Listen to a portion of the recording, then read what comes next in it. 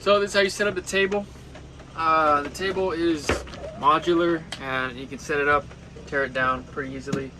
So this is, it loosens by left and goes right by right. And you can pick it up and turn it so you can tighten it more or loosen it more as you need. So this is the leg stem. This goes in right here. This slides in at this particular height that you want it. Tighten it up. And now we're tight. Next is the table. So we have the table arm. This adjusts. So we set it right there, and then we tighten it up. Go tight we want it. Now we're tight. And this whole thing adjusts like so.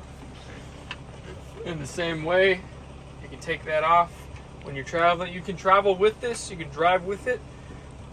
Sometimes if you don't want it there and you have everyone sitting there, you can set it on the side, and we usually just put a pillow or something there, or a bag, to make sure it doesn't rattle, or store it somewhere in the garage if you want to do that way. But that's how the table works.